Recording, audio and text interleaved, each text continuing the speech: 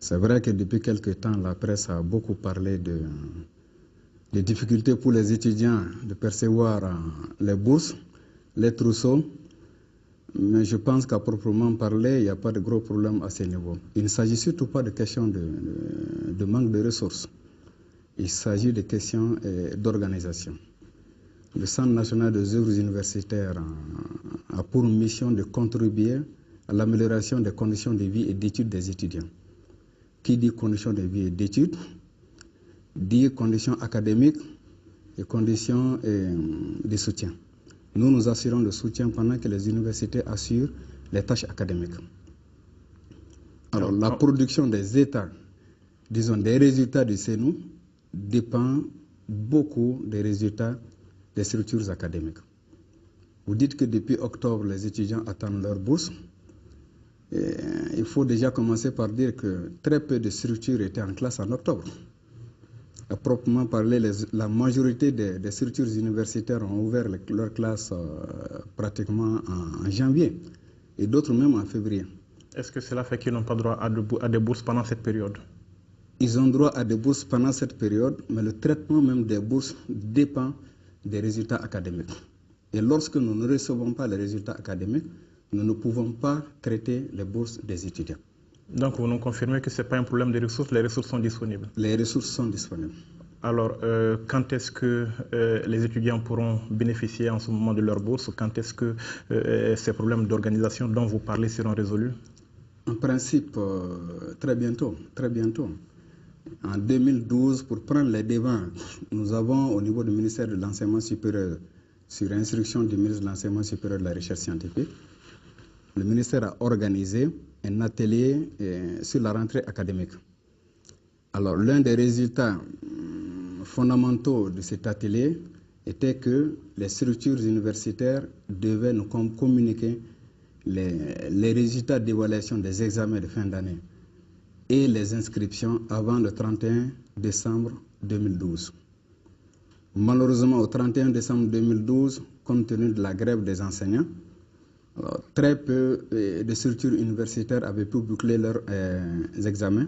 Et si les les épreuves avaient été passées de façon générale, les corrections ou en tout cas la délivrance des résultats a pris énormément de retard. Ce qui fait que les résultats n'ont pas pu être disponibles à temps. Et dans la perspective qu'on recevrait les résultats avant le 31 décembre 2011, nous on s'était fixé comme objectif de payer les trousseaux, la totalité des trousseaux et le premier trimestre des bourses avant fin mars. Malheureusement, à la date d'aujourd'hui, certaines structures n'ont pas pu encore nous transmettre les résultats des évaluations. Un instant, monsieur le directeur, en fait, ça veut dire que vous ne savez pas exactement à qui est-ce qu'il faut payer parce que vous n'avez pas ces résultats académiques, c'est ça? Chaque fois que nous n'avons pas de résultats académiques, nous les attendons. Mais pour les structures pour lesquelles nous avons reçu les résultats académiques, les traitements ont été faits.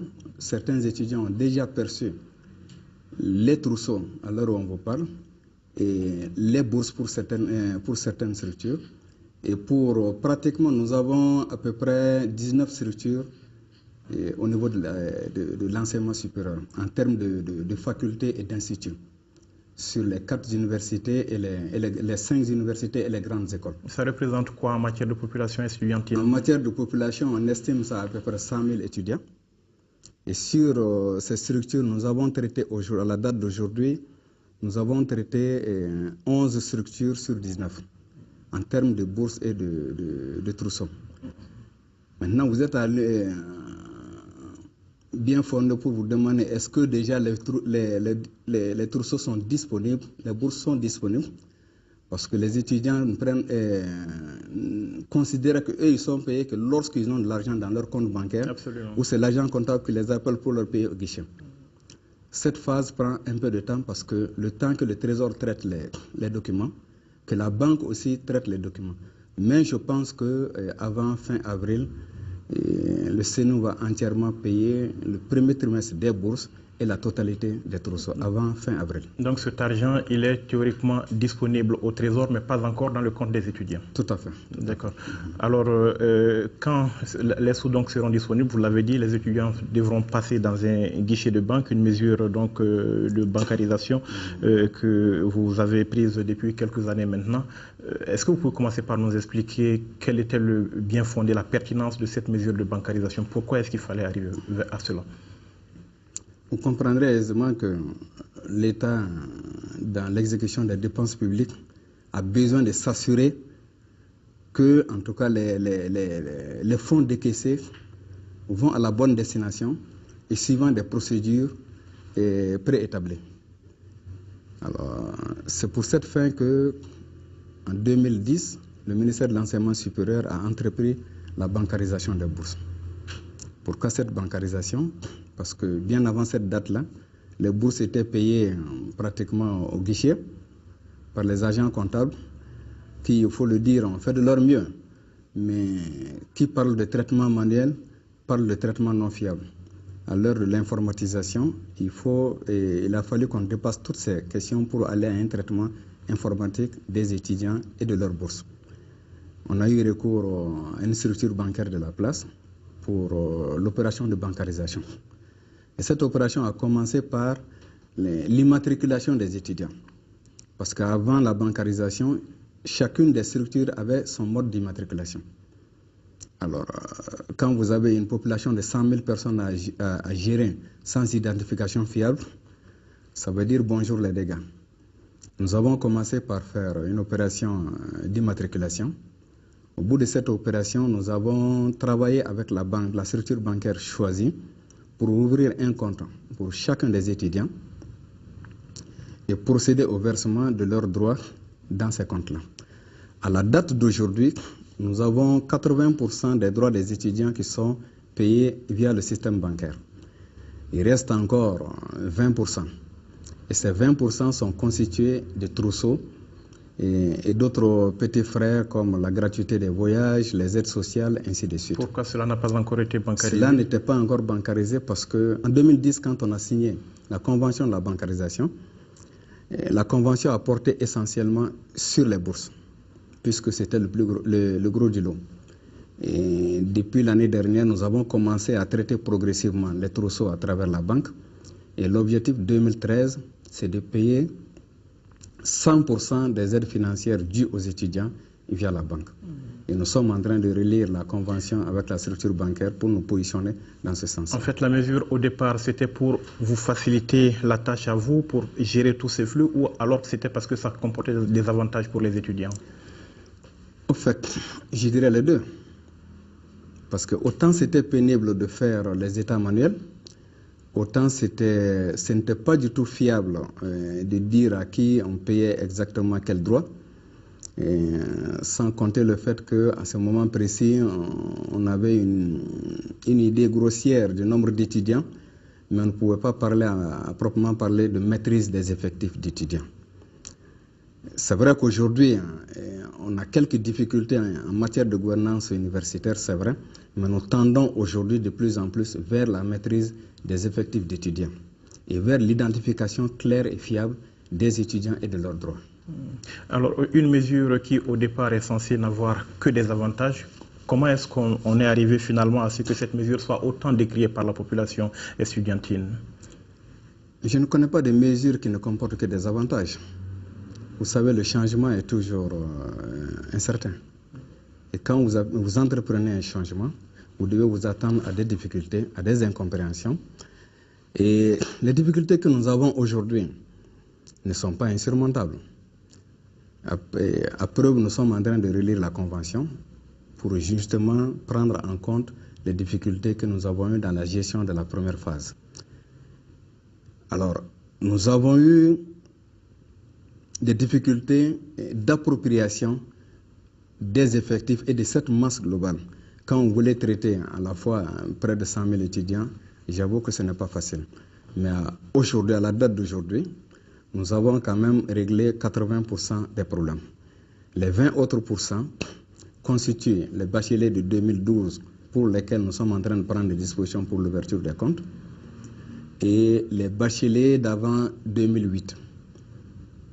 Les bacheliers d'avant 2008 n'avaient pas été concernés par la bancarisation jusqu'à présent.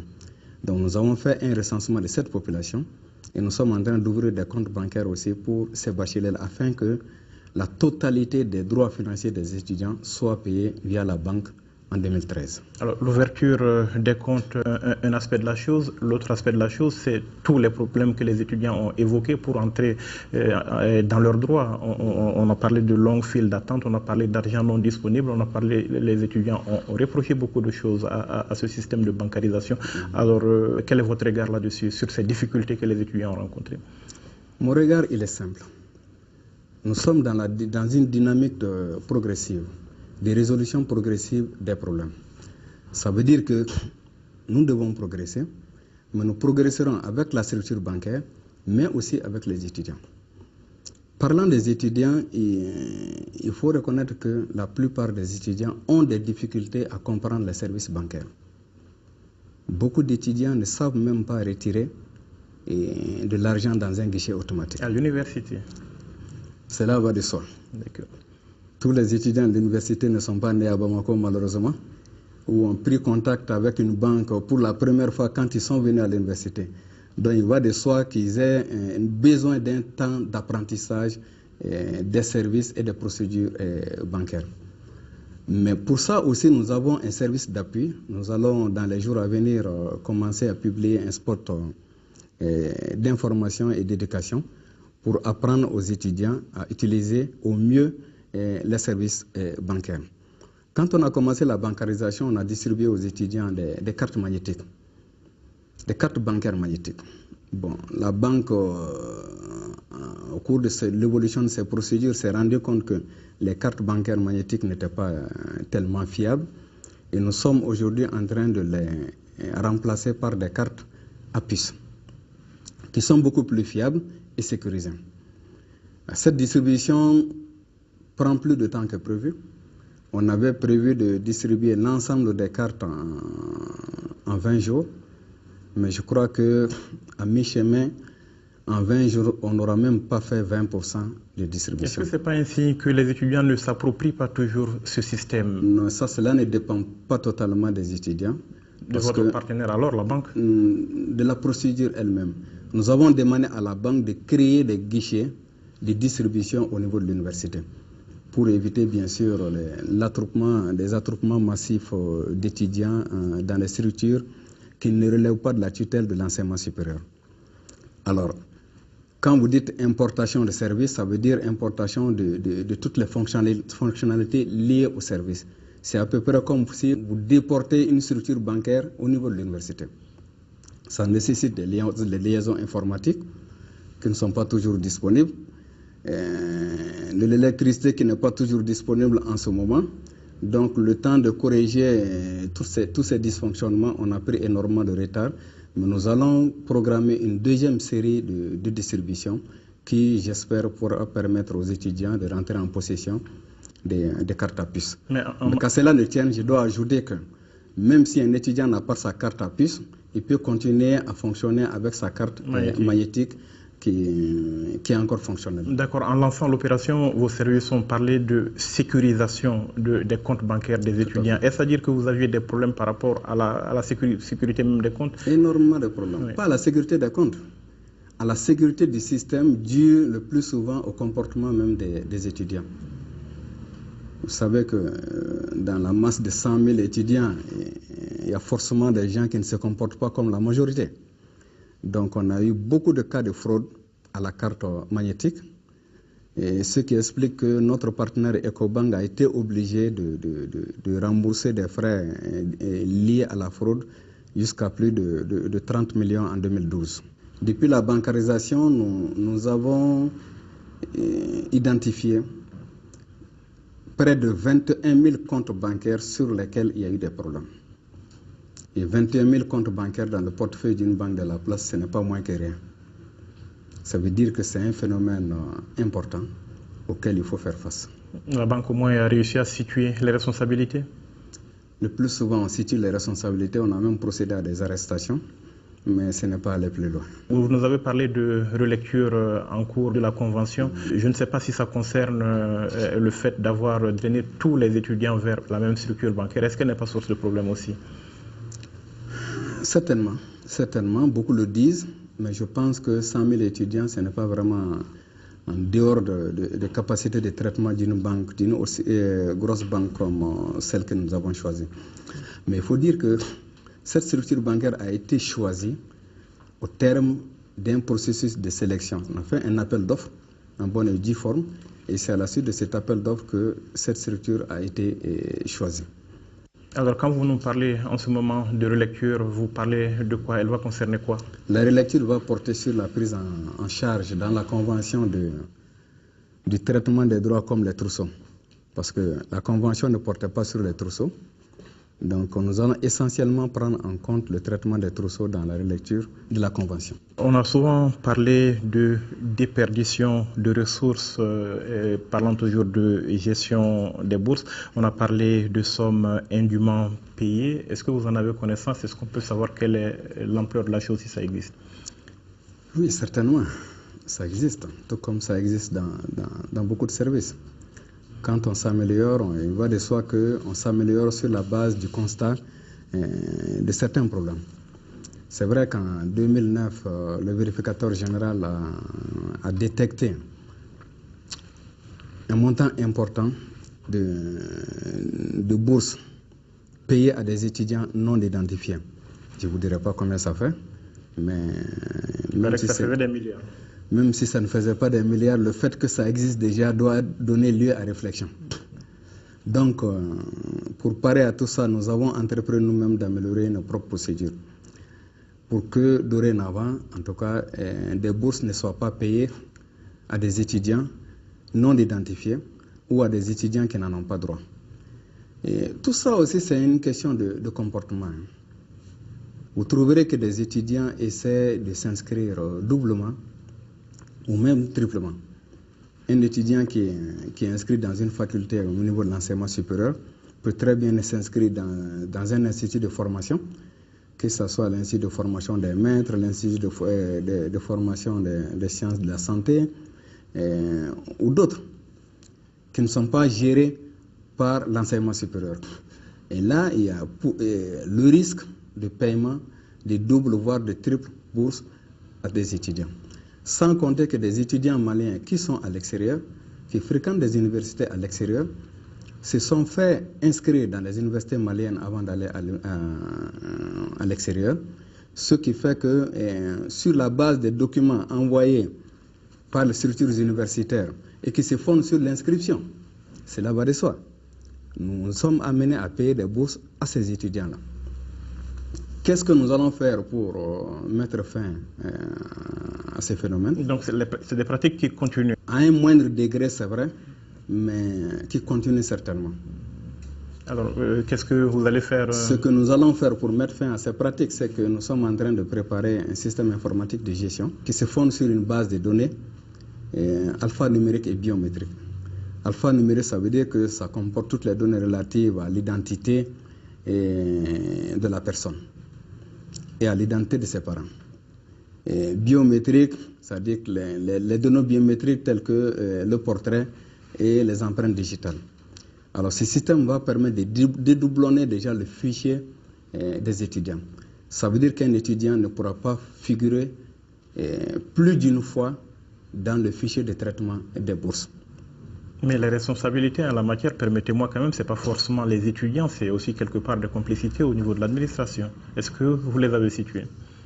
Nous n'avons pas pour rôle de situer les responsabilités. Oui. Nous avons pour rôle de faire en sorte que l'on ne puisse pas passer à travers les mailles. Et justement, le système informatique de gestion est la maille la plus sécurisée qui puisse exister aujourd'hui. Il n'est pas encore en place, il est en cours de développement. Et dès que nous aurons les moyens financiers pour le réaliser, il sera en place et idéalement, il permettra de dédoublonner le fichier des étudiants et d'éviter qu'on puisse faire des doubles, voire triple paiements à des étudiants. En attendant, vous ne savez pas exactement à combien d'étudiants vous payez les bourses? Si. Aujourd'hui, Je ne peux pas vous dire combien d'étudiants il y a à l'université, mais je peux dire à combien d'étudiants moi je paye des droits, puisque nous avons des fichiers.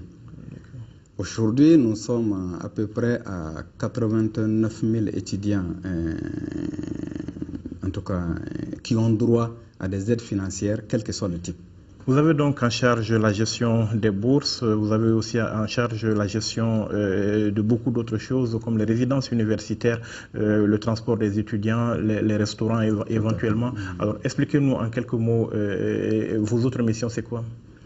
Comme vous le dites, nos attributions portent également sur les résidences universitaires, le transport des étudiants, et idéalement l'assistance médicale aux étudiants et le service de la restauration.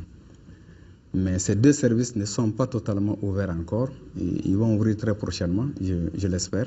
On sait que vous avez affaire à un monde qui n'est pas forcément très facile, le monde estudiantin. Comment est-ce que vous collaborez? Bon, les étudiants, il faut les prendre d'abord comme des étudiants. Ça veut dire qu'ils ont quand même le bac. Et qui a le bac est supposé en tout cas avoir une prétention pour intégrer le monde des intellectuels.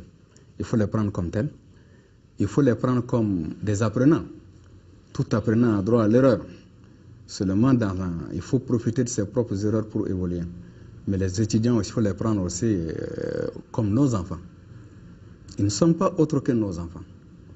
Et ils ne peuvent montrer à l'extérieur que le faciès de l'éducation que nous leur avons donné, soit en famille ou à l'école. Encore une fois, c'est une responsabilité collective. Mais il faut, soit dit au passage, signaler que le comportement des étudiants a positivement évolué. S'il y a 2 ans, 3 ans, on assistait à des phénomènes de violence sur les campus, au dernier trimestre de 2012, les étudiants eux-mêmes ont pris conscience d'un certain nombre de choses, ont tenu une réunion entre eux et sont venus nous voir pour dire « Nous renonçons à la violence sur le campus universitaire et nous allons la combattre. Faites-nous confiance et on peut tisser un partenariat sur la base de cette confiance-là. » Le ministre a été réceptif à ces messages-là et l'a véhiculé au niveau de toutes les structures. Nous avons eu des séances de travail avec la coordination des étudiants pour la gestion d'un certain nombre de problèmes. Et à travers ces réunions, nous avons essayé d'expliquer ce que nous attendons des étudiants et ce que le peuple malien, de façon générale, attend des étudiants. Parce que l'État malien met énormément d'argent dans le traitement des étudiants. L'ensemble des aides financières aujourd'hui, pour 2013, se chiffre à près de 21 milliards de francs CFA. Ce qui n'est pas rien dans une période de crise comme celle que nous vivons. Ça veut dire que l'État, malgré la situation de crise, tient à traiter les étudiants à hauteur de souhait. Alors, il appartient aux étudiants de montrer qu'ils méritent, en tout cas, cette disposition spéciale arrêtée au niveau des autorités politiques. De votre position aujourd'hui, vous estimez que le courant y passe entre vous et les étudiants? Et régulièrement, nous avons des séances de travail. Nous communiquons énormément, même si il y a toujours des problèmes. Notre rôle, c'est de communiquer. Et notre rôle, c'est d'éduquer. L'éducation passe par tous les vecteurs. En tant qu'enseignement, structure de l'enseignement supérieur, par vocation, nous devons éduquer ou contribuer à l'éducation. Le message, on l'explique toujours. On ne va pas se fatiguer. Nous continuerons à expliquer autant que cela sera nécessaire. Merci, monsieur le directeur. Merci. Merci, mesdames, messieurs, d'avoir été avec nous. Rendez-vous la semaine prochaine pour un autre numéro de l'interview de la semaine.